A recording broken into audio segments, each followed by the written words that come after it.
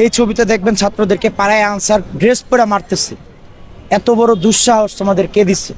তোমরা গোপালগঞ্জে যারা শপথ করছিলা যে আওয়ামী লীগকে আবার পুনর্বাসিত করবা, পুনর্সংগঠিত করবা, পুনর্গঠিত করবা, তাহলে তোমরা আবার ড্রেস পরে আসছো এখানে।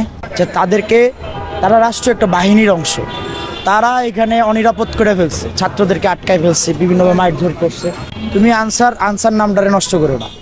তুমি আওয়ামী লীগের ফ্যাসিস্টদের দোষর।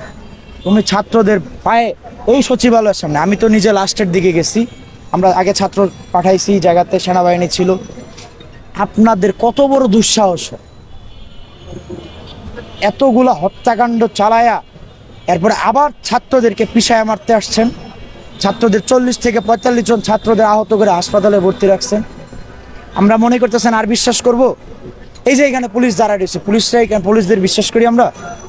এরাই তো ছাত্রদের বুকে গুলি চালাইছে। এদের অফিসাররাই এদেরকে জাস্ট শুধু বদলি করছে, কিন্তু তাদেরকে আগে গ্রেফতার করতে হবে। সো আমরা এখন অনিরাপদ। বিভিন্ন নামে বেনামে বিভিন্ন আন্দোলন রাস্তাঘাটে নাইমা রাষ্ট্রীয় ষড়যন্ত্রের বিভিন্ন অংশ তারা হইয়া আওয়ামী লীগ, ফ্যাসিবাস্ট, বিভিন্ন দোসরদের আরও 14 দল, এই 14 দলের যারা ছিল প্রতিনিধি, এরা বিভিন্নভাবে এখন বিভিন্ন ডানা মেলতেছে, ষড়যন্ত্রের জাল ছড়াইতেছে।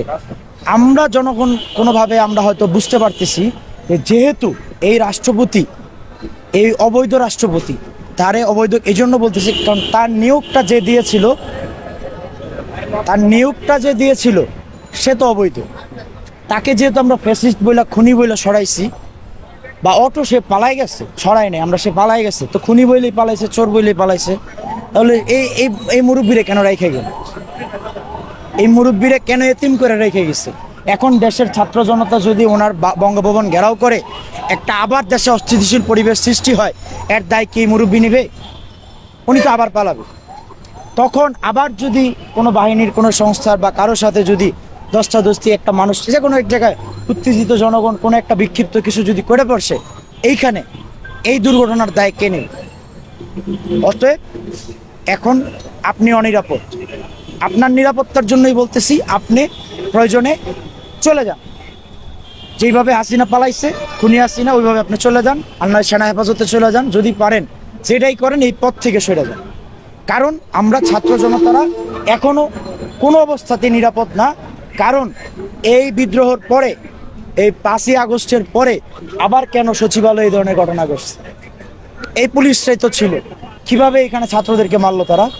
অতএব এই রাষ্ট্রযন্ত্র আবারও কিন্তু ব্যর্থতার দিকে যাচ্ছে।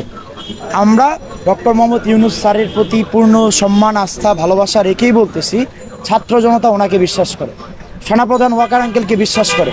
কারণ উনি যদি গুলি চালাতো তাহলে তো আমরা কেউই বাঁচতাম না, আমি এই জায়গায় থাকতাম না। কারণ আমি আন্দোলনের শুরুতে ছিলাম, শুরুর থেকে শেষ পর্যন্ত বিভিন্ন স্তরে ছিলাম, আমিও বাঁচতাম না। অতএব আমার উপরে 15ই আগস্টে হামলা হয়েছে। এই 5ই আগস্টে স্বাধীন করার পরেও এদেশের ছাত্রলীগ আর বিভিন্ন রাজনৈতিক দলের কিছু ভূমিদস্যুরা, দখলদারীরা আমার উপর হামলা করছে। 15ই আগস্টে আমার মৃত্যু নিশ্চিত করতে চাইছে।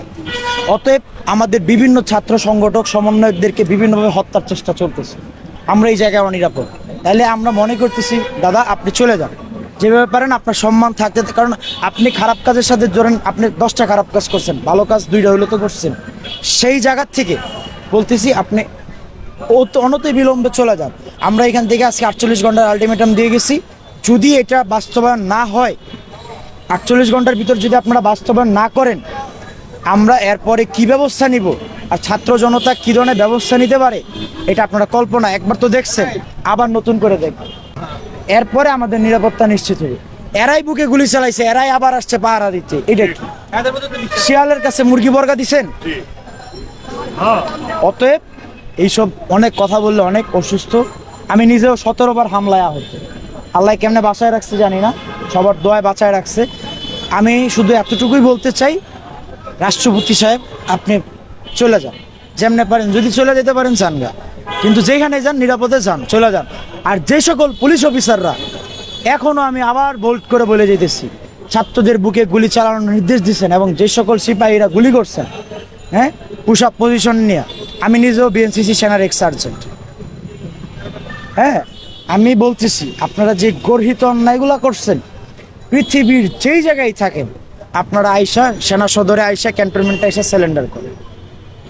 যদি জনগণ আপনাদের পায়, ছাত্ররা পায়, আইন হাতে তুলে নিবেন না কেউ, না করতেছি, কিন্তু তারপরও উত্তেজিত জনগণ তো কেউ থামাইতে পারে না। আপনারা ইতিমধ্যে অনেক ধরনের দুর্ঘটনার চিত্র দেখছেন, যে কাউরে ঝুলায় রাখছে, এই সেই। এরকম ভয়াবহ বাংলাদেশে বিশৃঙ্খলা হওয়ার আগেই আপনারা নিজ দায়িত্বে নিরস্ত্র অবস্থায় হাত ওচা কইরা ড্রেস খুইলা আইসা আপনারা সেনা সদরে আইসা এই ওয়াকার আঙ্কেলের নেতৃত্বে আপনারা আইসা হবেন, স্যালেন্ডার করবেন।